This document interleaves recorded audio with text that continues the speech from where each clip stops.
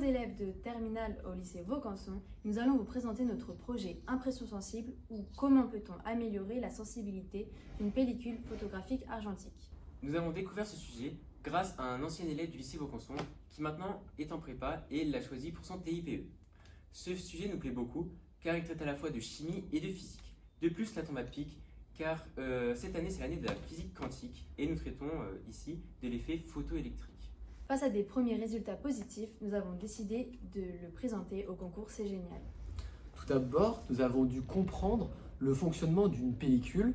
Donc la pellicule est composée de bromure d'argent et sous l'impact d'un photon, cela crée donc une paire électron-trou et l'électron, dans le meilleur des cas, va aller réduire l'ion argent pour former des atomes d'argent. Le problème étant, seulement 20% des électrons créés aboutissent à la création d'atomes d'argent.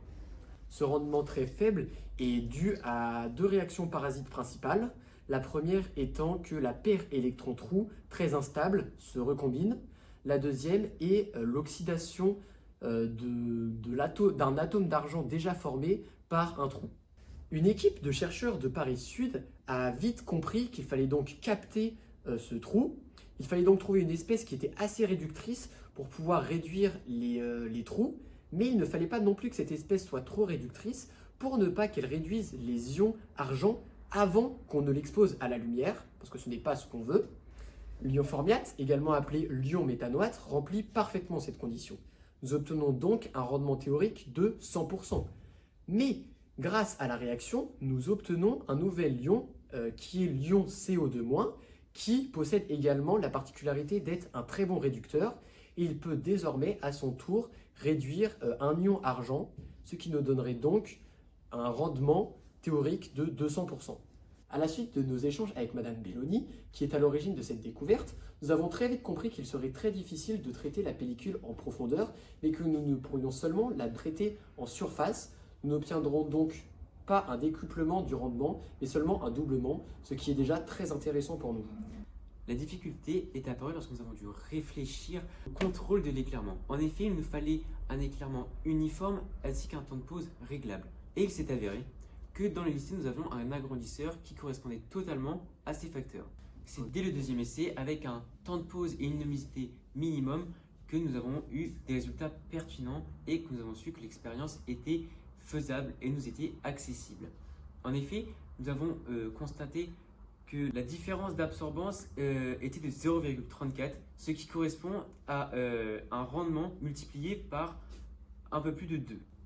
Pour mesurer l'absorbance des négatifs, nous avons tout simplement utilisé un spectrophotomètre avec une longueur d'onde de 500 nanomètres dans une zone dans laquelle nous avons observé un léger minimum utilisé pour limiter la saturation de l'appareil. Après avoir fait le blanc, nous avons placé le film à la place de la cuve.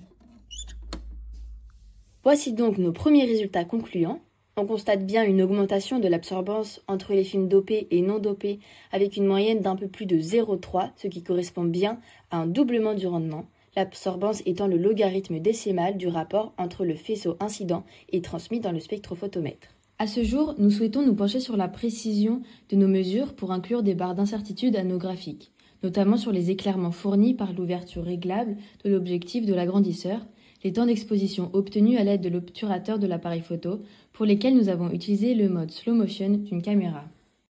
Nous avons de nombreuses perspectives, dont l'étude de l'influence du bain dopant, à savoir concentration en formiate de sodium et durée de trempage, voire totalement changer de dopant, car redire de Madame Belloni, tous les alcools primaires et secondaires étant oxydables, possèdent les mêmes propriétés que les ions formiates.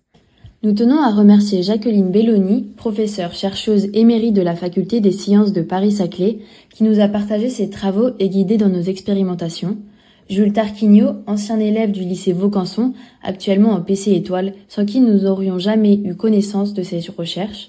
Le photoclub de Montlouis-sur-Loire et notamment Gilbert Rohan, qui nous a accueillis pour développer nos clichés et beaucoup conseillé sur nos expériences. Et enfin l'ensemble des personnels et enseignants de notre lycée qui ont rendu possible ce projet.